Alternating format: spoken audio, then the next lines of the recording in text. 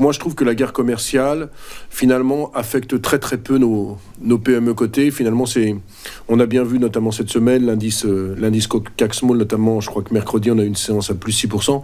Je suis pas très inquiet, par contre, globalement, sur l'économie mondiale, je suis très inquiet de cette démondialisation. Nous sommes de retour en direct sur le plateau de TV Finance pour continuer à vous aider à comprendre l'actualité, la décortiquer, l'analyser et comprendre son impact sur les marchés financiers. Et désormais, j'ai le plaisir de retrouver sur le plateau de TV Finance Eric Lewin. Bonjour Eric. Bonjour. Merci beaucoup Eric Lewin d'avoir accepté notre invitation. Vous êtes président de EL Finance, spécialiste notamment des small et mid cap en France. Beaucoup de sujets à commenter avec vous, notamment la guerre commerciale de Donald Trump. Eric, à supposer que l'Europe ne parvienne pas rapidement à mettre en place des mesures protectionnistes, se dirige-t-on vers une disparition pure et simple de certaines PME et de PME cotées ? Les PME cotées, non, parce qu'en fait, les PME cotées sont très franco-françaises.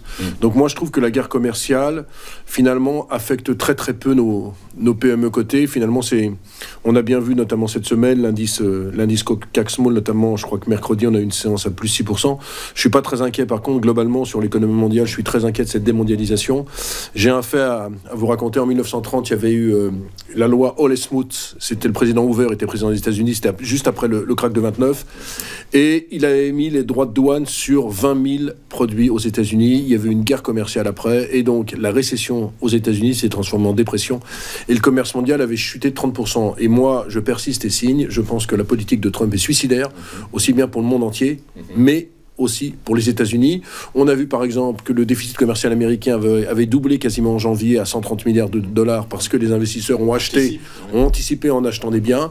Et on voit très bien que du côté non seulement des indicateurs, mais des enquêtes, on se dirige, alors peut-être pas vers une récession, mais vers un sévère ralentissement économique. Les enquêtes, que ce soit toutes les enquêtes des climats des affaires, montrent que les ménages, mais également les entreprises ne savent pas à quel sens se vouer. Et du côté des indicateurs, notamment les ventes de détail, ce n'est pas très bon. Donc moi j'ai le sentiment que Trump met l'économie mondiale dans la panade et son économie américaine ne va pas du tout se redresser. Son discours il y a 2 jours était complètement surréaliste au Sénat en disant qu'il avait fait beaucoup pour l'économie américaine. C'est pas vrai, ça va dans tous les sens. D'ailleurs, regardez depuis le début de l'année, et c'est une bonne chose pour l'Europe, le CAC gagne 11, l'Allemagne gagne 17 et le Nasdaq perd 8%, comme si les investisseurs commençaient à comprendre que ce Trump est une folie. D'ailleurs, il y a une chose qui me fait plaisir, sur Tesla, l'action Tesla est en chute libre, elle doit perdre 30% en l'espace d'un mois. Alors pourquoi ça me fait plaisir ? C'est parce que je trouve que les frasques d'Elon Musk vont dans tous les sens. Il n'y a aucune cohérence dans la politique économique. Moi je comprends qu'on soit ultralibéral, je comprends qu'on soit social-démocrate, je comprends qu'on soit communiste, mais il faut une logique, et là il n'y a aucune logique. Expliquez-moi en quoi cette guerre commerciale menée par Trump arrive à quelque chose. Il est copain avec ses ennemis, avec des tyrans, et avec ses amis les plus proches. Il fait la guerre, il traite via Bessent, son secrétaire d'État, Justin Trudeau de nigo.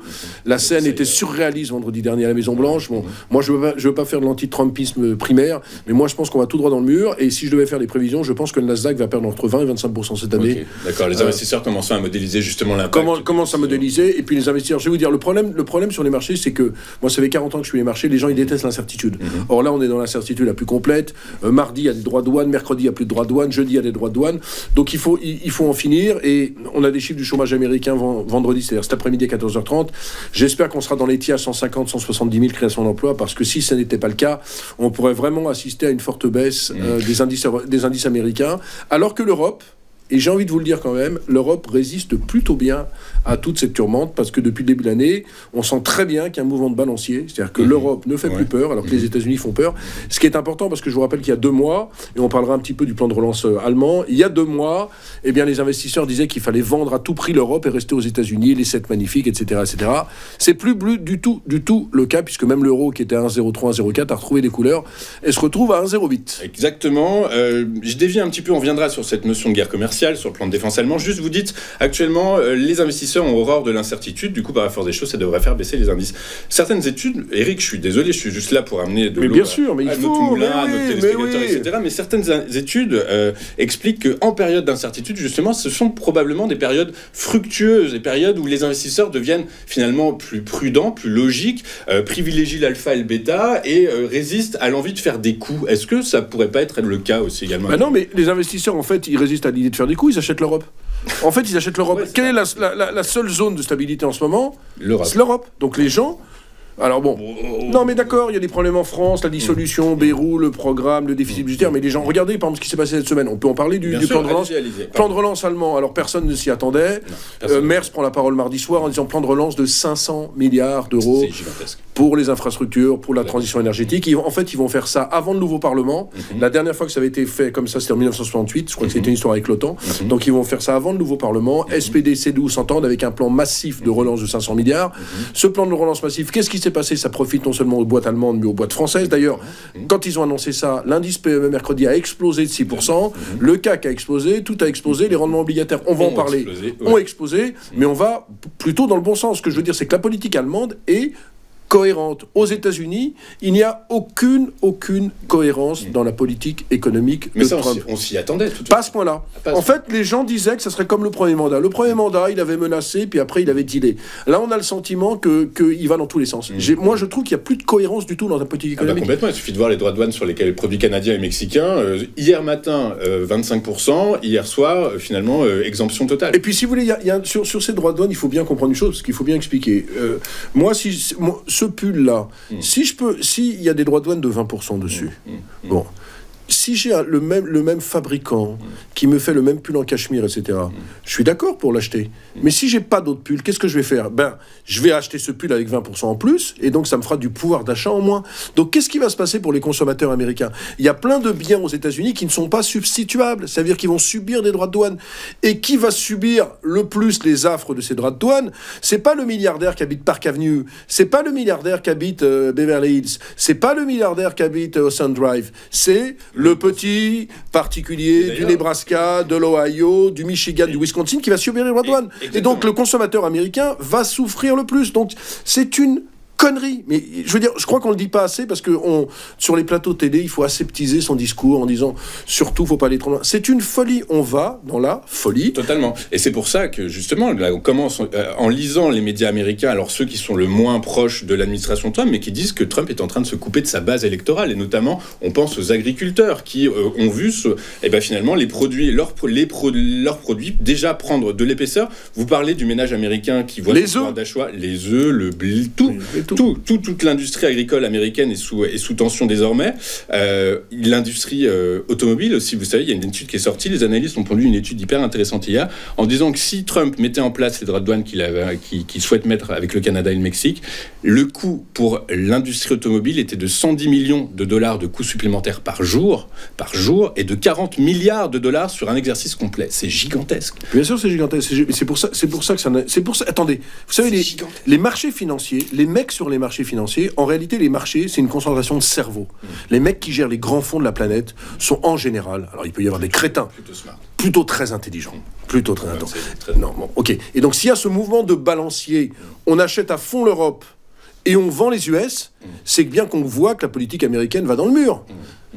La bourse est le meilleur indicateur, c'est la caisse de résonance du monde entier. La course est aussi un peu versatile de temps en temps. Non, mais d'accord, il peut y avoir des bugs parfois, etc. Mais là, on va toujours en sens. Comment vous expliquer qu'on vend en permanence le Nasdaq en ce moment et qu'on achète l'Europe? C'est parce qu'on se rend compte que, déjà, il y a des écarts de valorisation, certes, c'est vrai que ça a fortement progressé, mais on se rend compte que la politique de Trump n'est pas tenable.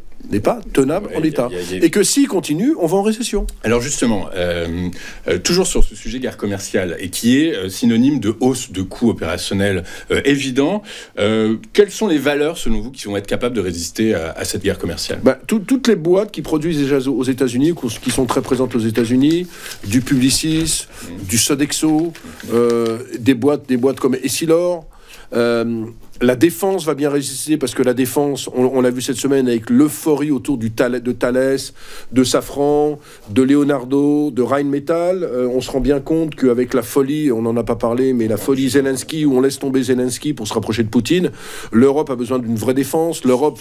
Ça va être le cas. Ça y est, hier soir, les 27 dirigeants ont approuvé un plan de 800 milliards de dollars. Mais si vous savez, si on passe à 4% du PIB, je crois que la défense est 2% du PIB. 2,5, si on passe à 4%, carnet de commandes des boîtes européennes, x5. x5. Donc ça explose. Donc le secteur de la défense sera un secteur à privilégier. Moi, je considère encore qu'il faut regarder, bien évidemment, le secteur de la pharmacie, je suis pas très inquiet. Je suis plus inquiet sur le luxe, mais pas n'importe quel luxe, parce que les boîtes qui ont du pricing power, comme Ferrari, Hermès, ne souffriront pas, c'est l'ultra luxe. Sur le luxe, ça va être compliqué. Les spiritueux, ça va être compliqué. L'automobile, c'est assez compliqué. Mais par exemple, le secteur bancaire, ça va plutôt bien. Le secteur bancaire n'arrête pas. Le secteur bancaire, ça doit être maintenant 16% du CAC 40. Les valeurs n'arrêtent pas de monter. Donc, moi, je suis pas très très inquiet sur l'Europe. Même si on voit, alors même si ça se calme ce matin, mais depuis avant-hier, 2 séances consécutives littéralement complètement dingues sur le marché obligataire européen, plus de 40 points de base pris par le 10 ans allemand en 2 séances, le 10 ans français également. Il n'y a pas un risque quand même là, lié évidemment au financement de ce plan massif, écoutez, de ce quoi qu'il en coûte allemand, c'est le financement. Si on avait eu ça sans plan de relance massif, cette flambée, le marché action se serait effondré. Totalement. Ok. Pour moi, c'est une très bonne chose que le marché obligataire explose comme ça, dans la mesure où ça veut dire qu'on a confiance dans le plan de relance allemand et on se rend bien compte qu'il faudra émettre des obligations, qu'il faudra financer tout ça. Et donc c'est tout à fait normal qu'il y ait une tension sur les taux longs, parce qu'en plus, on se dit que derrière tout ça, la croissance européenne va être supérieure aux attentes. D'ailleurs, c'est ce qu'a dit un petit peu notre amie Christine Lagarde hier. Même si je trouve que le discours est encore un peu aseptisé, elle se rend bien compte que la poussée des taux longs va faire que la politique monétaire va être un petit peu moins accommodante, et qu'au lieu d'avoir 3 baisses de taux encore cette année et un taux court qui rêve entre 1,75 et 2, on risque d'avoir une seule baisse des taux. Alors, est-ce qu'elle a raison? Moi, je pense que c'est encore une énorme folie, parce que je pense qu'il faut continuer à baisser les taux. Je pense que l'Europe a besoin et d'une politique budgétaire expansionniste et d'une politique monétaire expansionniste. Il faut arrêter. Même si on est a priori proche du taux neutre, là. Moi, je suis pas du tout d'accord sur le taux neutre. Je pense qu'il est plus bas. Je pense qu'on est à 1,75 sur le taux neutre. Enfin, on n'est pas avec une croissance économique en Europe qui est à 3%. Franchement, si cette année on a 1,5%, c'est le bout du monde. Donc faut arrêter ces histoires de taux neutres. Je pense qu'il faut continuer à baisser fortement les taux. Je pense qu'il faut cette relance budgétaire. Je pense qu'il faut vers beaucoup plus de fédéralisme. Je pense qu'il faut une Europe de la défense. Il faut une Europe fiscale. Et finalement, Trump, peut-être la meilleure des choses là-dedans, c'est que l'arrivée de Trump va faire que les Européens vont enfin s'entendre et qu'on va construire enfin cette Europe. Exactement. Parce que j'ai l'impression que l'Europe n'est bonne que quand elle est au pied du mur. Quand elle n'est pas au pied du mur, c'est complètement cauchemardesque. Je veux dire, le rapport Draghi, ça date de septembre. Il fallait investir 700 milliards dans l'économie. Je suis persuadé qu'au Parlement européen et au Parlement français, il y a peut-être 1% des députés qui l'ont lu. Donc c'est bien, parce que Trump fait réagir tout le monde et on a envie de se prendre en main. L'Europe qui passe du stade d'adolescent à d'adolescent attardé à jeune adulte un peu plus conscient, mais bien sûr responsable. Exactement. Donc ça va plutôt dans le bon sens. Alors dans ce cas de figure, le CAC Small est toujours en retard. On n'en a pas parlé, qu'il y a eu quelques opérations financières. Je vous avais parlé quand j'étais venu chez vous de Target. Je crois que c'était il y a 3 mois quand j'étais venu. Il y a eu finalement opération financière à 16 €. Le titre se traînait autour de 10-11 €. Wendel Investissement, qui avait plus de 90% du capital, a décidé de lancer une OPA sur le capital qu'il n'avait pas, avec une très belle prime, puisqu'on est passé de 11 à 16 € en l'espace de quelques séances, qui me fait dire que ça va continuer ces opérations financières. Il va y en avoir de plus en plus, même si la cote sera de plus en plus, parce que si on dézoome, il y en a quand même de moins en moins, et en fait... Ah non, il y en a eu... Alors, il y en a effectivement de plus en plus, mais il y a comment dire... Il y a de moins en moins de boîtes cotées. Il y a de moins en moins, exactement, voilà, il y a de moins en moins de boîtes cotées, il y a de moins en moins d'introductions. C'est ma question, qui en est responsable? Les pouvoirs publics, Euronext, ou les sociétés de gestion françaises? Les valorisations. En réalité, quand vous êtes dans le monde du private equity, vous valez entre 30 à 40% plus cher. Et la problématique aussi, c'est que je considère que les autorités ne... Donc les pouvoirs publics. Peut-être ne jouent pas assez leur rôle. C'est-à-dire que la bourse reste tabou.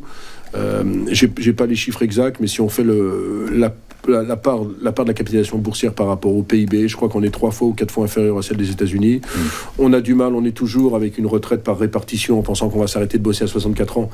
Alors que tous les pays vont plutôt vers 67 voire 70 ans, mais nous on en est... là vous savez, donc dans cette optique, il paraît que c'est des bruits de couloir, mais il semblerait que les syndicats soient peut-être déjà en train de revoir justement leur position sur cette retraite. Je sais pas, moi je pense qu'il faut une retraite à 67 ans.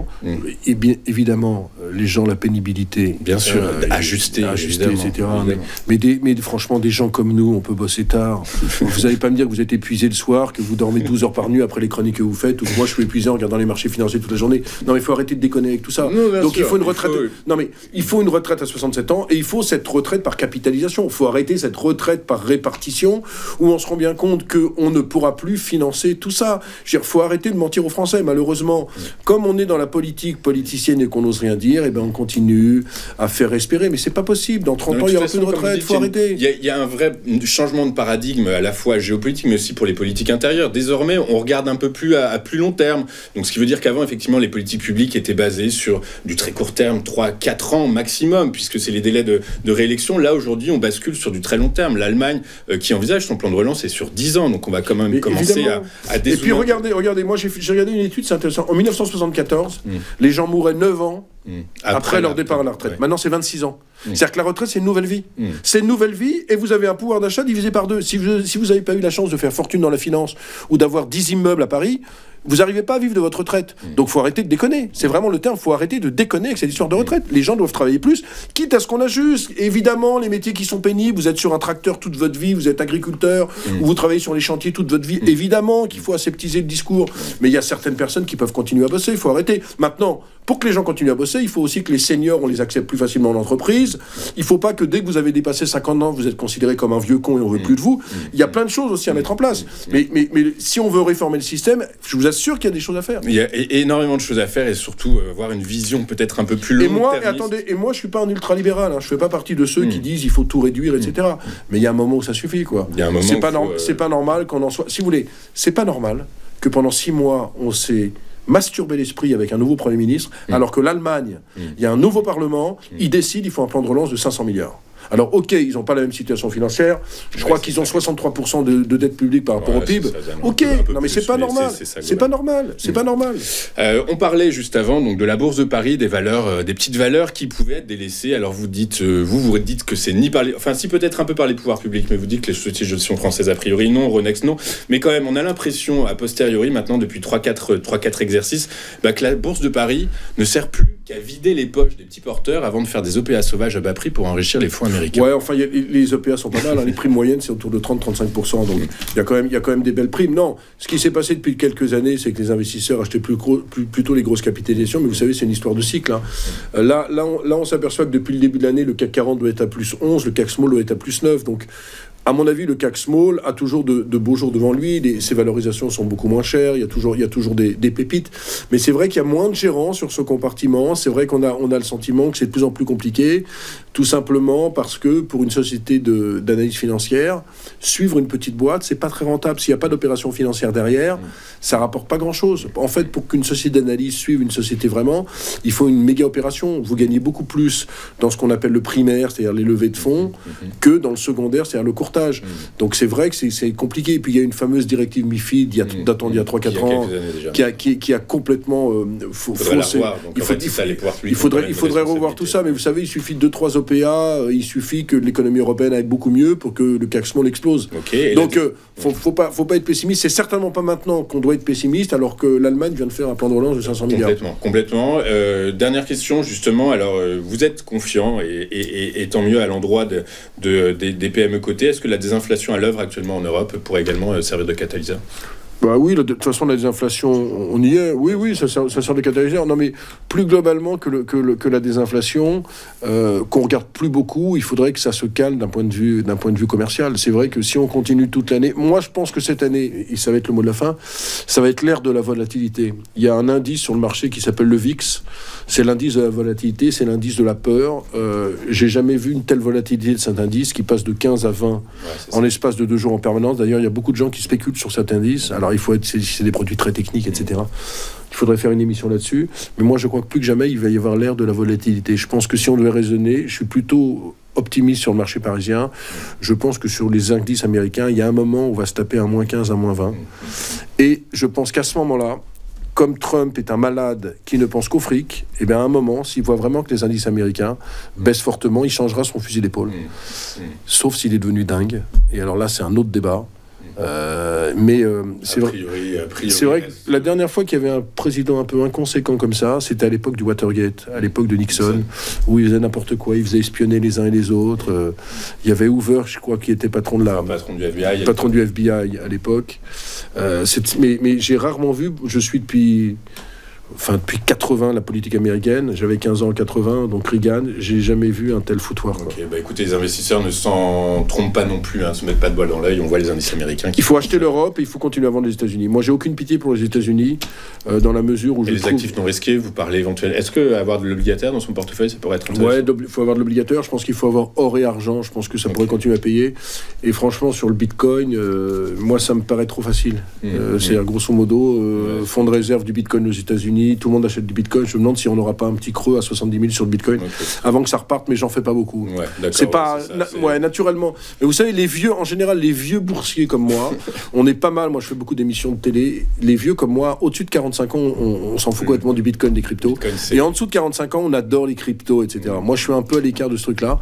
Je suis sans doute débile, mais un vieux dinosaure. Exactement. Je comprends pas vraiment. Moi, je préfère le stock picking.